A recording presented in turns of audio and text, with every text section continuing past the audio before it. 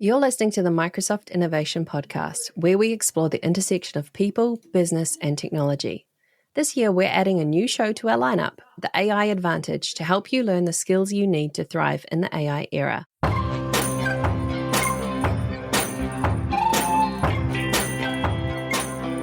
Welcome to the MVP Show. My intention is that you listen to the stories of these MVP guests and are inspired to become an MVP and bring value to the world through your skills. If you have not checked it out already, I do a YouTube series called How to Become an MVP. The link is in the show notes. With that, let's get on with the show. Today's guest is from Spain, my third home. She works at AX Azure, but I'll let her tell you what that says in Spanish because it sounds so much better. She's a Power Platform technical lead for D365 customer engagement. She was first awarded MVP in 2022 or 2023? 2022. 2022. She's passionate about Microsoft technology, loves challenges that help her develop her potential, and enjoys every day. And why wouldn't you, in Spain? You can find links to her bio and socials in the show notes for this episode. Welcome to the show, Ma. Thank you. Now, can you tell us your full name and what it means? Well, my full name is María del Mar. That means Mary of the Sea in Spanish. Nice. Nice. I like it. Well, we clarify names. AX Azure is how I read it in English. What is it in as a Spaniard? Axazure. Axazure. Yes. Wow. That sounds really good. Yes. So are you based in Madrid? No, I'm based in Valencia. Next to the sea. I went there for my honeymoon. It's a really good place. Do you know about the floods? Oh, Valencia. I was thinking Barcelona. No, the floods have been crazy, right, that you guys have had. It's mind-blowing. It's almost like, is it out of a sci-fi movie, the extremeness of what's gone on? Yes, that was the worst episode of rainings in Valencia since years. I didn't remember any episode like this. Yeah, crazy. A lot of people is affected. I've not really spent much time in the south of Spain. I've done the north. I've spent over...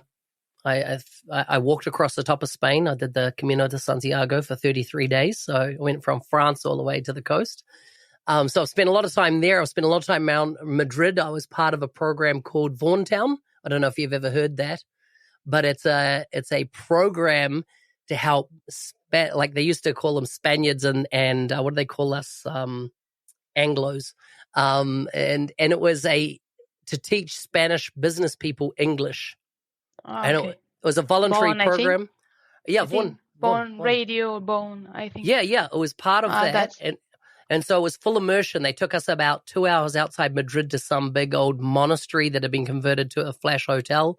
And for 1 week, breakfast, lunch, and dinner, we had to eat and only speak English. Nobody was allowed to speak Spanish. And it was the end of the program allowing all these people to practice their English. And there was a professor from, there were multiple professors actually from various universities in Spain on the course. There were people from companies like Diageo or big brands where English was often commonly used in the day-to-day business. And so, they wanted to build their confidence in speaking English. And so we would get paired up with each person for an hour at a time just to chat about anything. And so you just meet a person for the first time and you just be 1 hour and you just had to chat in English only for an hour. And so it was such a cool experience. I'll never forget. I'd love to do it again. So it was amazing. I know the program. I was thinking in being the program and doing this trip that I think was more or less a week with the teachers in the campus or in the town. Yeah. I mean, I got some amazing photos that were in the monastery we were in was right next to a castle. And just the castle was amazing. I think the town, I think it's in Castilla-León, the north of Spain. That sounds right. Yep. Yeah. Amazing. Tell us about you. Food, family, and fun. What do they mean? Well, family right now, I'm really near to my family because of the floods. Some part of my family lost cars, not the houses for we are really lucky here in Valencia right now, but they lost the cars. So right now they need help. So some weekends I travel to these towns that are not too far of my house, but more or less far. It's maybe 30 minutes by car. I have to drive. So before of the floods at the beginning, the roads were crashed because of the flood. So I couldn't go to these towns to visit my family. So right now it's time to think in your family because we are near to Christmas, and because of that, because of the floods, of course, I'm every weekend with all my family. I bet it's such a you realize what's important in life, right? When you have massive tragedy and things like that. And you always think that things like, for example, cars, something that you can buy a new car is not a problem right now, because some people lost families and people. So yeah, horrible. One of my colleagues was in Valencia when it happened. She was on a project that we're doing for the UN there, and she had to, it was very difficult to get her out back to London at that time because the airport was closed the first days. Yes. No, it was very, very frightening. What about food? You never mentioned food. What's the dish that the dish? What things I usually eat paella, paella in Valencia. We it's not something that is not a joke that we every Sunday we eat paella, because we like to do this. So every Sunday, if you will go to your parents' house, you are going to eat paella. And we have a birthday, for example, a celebration. We always do paella or rice with something. Because I don't know if you know the difference between these things. No. Paella is something that you usually cook in a paella. That if you know the paella, it's a big span. I think it's a different type of cooking. So then you put the rice and you put meat like chicken and rabbit, and you put other vegetables that have this paella. And rice with things is anything different of paella. For example, rice with with seafood. And or for example, there is something that usually use other type of meat in the rice. So that means rice with something. Mm-hmm. Interesting. It's not the real paella. Yeah. But Valencia is the home of it, right? It is where it was started, and nobody makes it better than there, right? So the thing I always say that if you want to find a worse rice, you need to make a proposal, because here we do a real good rice when we cook. And I think if your parents normally they cook the best paella. Is the rice grown locally? Yes. Wow, I did not know this. In Sueca, near to the Albufera, that is a lake that we have between the sea and the earth. That it is a lake. It's a real lake, but it has some parts of that you can go to the sea in this lake. All of the floods go to the Albufera right now. All the weather go to the water was to go to the Albufera. And near to the Albufera, there are a lot of towns that have rice. I had no idea. Like in my mind, Spain doesn't. I don't think rice. I think grains and all these other things, but not rice. Yeah, interesting. Tell us about how you got into tech. Well, that's a strange thing, because I didn't study anything related to IT. But when I was young, I love IT. But sometimes you met someone that don't give you any good good feeling about this career, so you decide to start studying anything else, not this type of career. So because of that, I decided to study agronomy engineering. That means food industry. And because I like this food industry, I was really good in the career, but sometimes I was trying to learn things about technology, because the technology, if you use it in industry or in some sectors, is really good, because you know how to improve the process.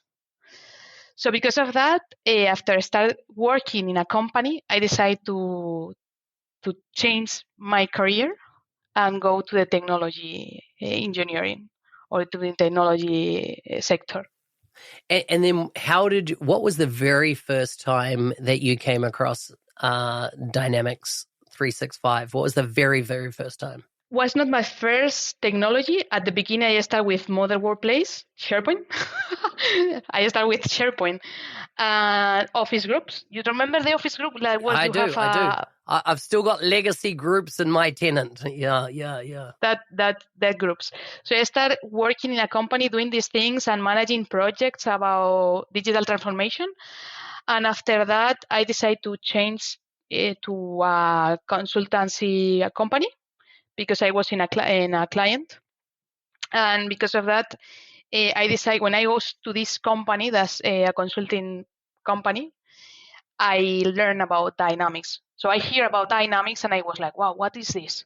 And I started learning a lot. And my first project in Dynamics was in 2018. 18. Yes, 18. Wow. Okay. Not that long ago. In Dynamics. So I love Dynamics. It was in 2017 that I had lunch with your boss in Madrid. In 2017. Yes, 2017, because 2017, because that's when I think 2017. Yeah, 2017 is when my wife and I walked the Camino. In a Dynamic Saturdays, I suppose that. No, this was before that. They hadn't even been invented at that point. Because I found some pictures from these years of the first Dynamic Saturdays. No, I think I just finished walking the Camino, and we came down to Madrid after that, and that's where I met him for lunch. And so, yeah, I don't think, because I know your company was heavily involved, right, in running Dynamic Saturdays. I wanted to speak, but my Spanish is not that good, so... my English is not that good, and I'm doing this. Your English is amazing. Your English is amazing. Thank you. I recommend a book. Do you ever read novels? Novels? Novel. A novel? Yeah. Dan Brown. Have you heard of Dan Brown? Some of them, but what novel? Because he has lots of them. He wrote a book called Origin, and it's all set in Spain. And it's his most recent book. I read it in 2017, but it's all set in Spain, and it's an amazing book. And why it's so amazing, because it's what you don't realize, the whole book's on AI, and this is in 2017. And it's mind-blowing, the twists and turns in that book. It involves the royal family in Spain, or it takes you all over Spain. It's a mind-blowing, and I'd done a lot of traveling at that point, and I was like, I know this place that he's talking about. I know that place that they're talking about. It is, he's a master at putting the real world into his, fiction, and it's an incredible book. I feel the same when I was in Scotland, because I was watching Outlander, the series. Yes, yeah, good series, right? And also Harry Potter. So I was enjoying a lot of the trip, because a lot of parts of the country are related to these fictions. Yes. Did you go and see the bridge with the train? Yeah. With the train, yes. You went and walked and took a photo? Yes. I done that too. And one thing I enjoyed also was the cows. Yes. With all the hair. Yes, the hairy coos, yeah. And the big horns. So cool. So tell us about how did your MVP come about? Who nominated you? What was the process for you becoming an MVP? Well, I've never tried to be an MVP. At the beginning, I started doing things because I learned for myself to be a technology expert, looking in forums and in some websites So because of that, I decided I was prepared to try to share my knowledge, because the thing I think that was good for me was learning about a content that was generated for MVPs. And because of that, I decided to generate this content. It's something that I have to return to the web or to the other people. So then I start working in Encamina. I don't know if you know the company. It's a company based on Valencia. They have an office in Madrid, but they are based in Valencia. And I met some people there. One of them is Alberto Diaz. I don't know if you all know Alberto Diaz. It's a MVP and a regional director. And Rocío Romero, that was an MVP in that days, and today is an MVP. And she decided to nominate me, but I think was really early, because I was only contributing for a few months at the beginning. So she decided that I had potential to be an MVP, and because of that, she nominated me. And well, I was doing things to contribute with all the information that I could generate to the websites and the forums and whatever, and also to the communities. And after I think 1 year more or less, I have the MVP. Nice. So good. So, wow, really, really good. How big is the MVP community in Spain? I think it's really big. Right now, I'm involved in the BIS Summit. That is one of the biggest community events in Spain. More or less, we have 1,200 people every year. Does your company run that event? Yes, they are a sponsor of this event, but the community is big, because right now I think we are more or less 10 organizers of this event, because it's really, really big. So at the beginning, I was volunteer in this event, and after last year, they decided to count with me in the organization. Wow, that is amazing. Tell me your thoughts on AI. About AI, well, I think it's something that we have to learn right now, because it's the future. We can be the present, but I think the AI needs to be improved. And one thing is really important is if we talk about AI, we need to talk about security, because if you want to use the AI, you need to have your data correctly in your company and secure, because it's not all the information is going to be shared. So because of that, I think it's something that we need to learn right now, because it's something new, but it's something that is the future of most of the companies right now. And I think all of MVPs, we need to start using it. In my day-to-day, I'm using a GitHub Copilot and also Copilot. Interesting. And how like, what type of things do you do, not so much for customers, but for yourself using AI? Well, last few weeks, I was doing a tool for XML Toolbox, and I use GitHub Copilot to do this tool, because it's really handy to use it. And then it can propose you things about the code or best practices or how to do things using the code. So right now for me, it's like, I compare this like using the calculator when you are young. So at the beginning, you need to learn how to make all the math without a calculator. And after a few years, you can use it. They give you the opportunity to use it. So for me, Copilot is like this. If you are learning right now, you are learning to develop, you need to start only developing and understanding what you have to do developing. And then when you are prepared and you have knowledge about this, you can use this AI, because you need to have knowledge to use it. It's not like if you don't know anything, you can use it and you are going to have a tool with your development. But I was talking to my neighbor recently, and she's a lawyer, and she used AI to do something, and she was like, it almost feels like it's cheating, you know? And my wife pointed out something very interesting, though. She was like, The thing is, though, if you didn't know that legal implication, ramification, etc., what you're advising and how you used AI, you wouldn't know whether it was correct, right? So if I asked it a legal, I don't know if it's correct or not because I'm not a specialist in law. So it's not that it's magic. It still requires you, right, as you say, before you learn the calculator, you need to learn how to do maths. Then you can tell whether, is this right or is this wrong? And to understand it. So I definitely think your idea of you need to understand it first, or the math or whatever you're doing, writing, whatever it might be, before you can then go, is this a good response that I am getting from it? My final question for you is, what would you say to other folks out there just starting maybe their career in business applications or the Power Platform or Dynamics or any of what advice, what career advice would you give them? Well, right now, if they want to start learning about this, all the content is in internet. So everything you want to learn is in internet right now.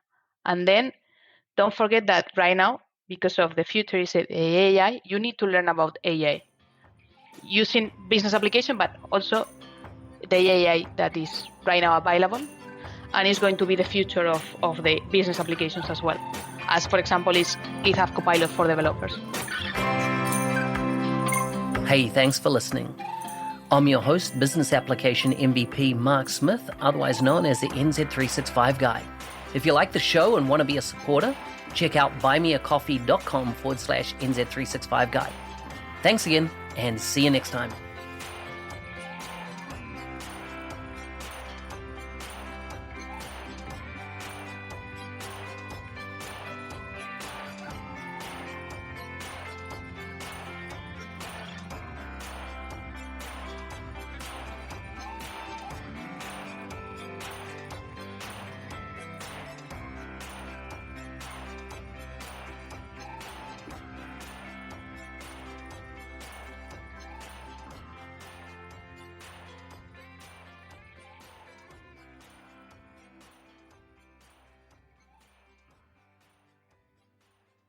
Are you ready to accelerate your career in the Microsoft ecosystem? The 90-Day Mentoring Challenge, created by Mark Smith, is your opportunity to create a personalized pathway to success. Join over 1,200 alumni from more than 70 countries who have achieved remarkable results, from promotions to new job opportunities. Take it from Nathan, who said, "Since completing the 90-Day Mentoring Challenge, I've become an MVP in business applications and doubled my income." Or from Parvez, who shares, "I've never felt as inspired or energized about my career as I do now." Sign up at arcor.nz365guy.com. You can find the link in the show notes. And if you use the code podcast, you'll get 10% off.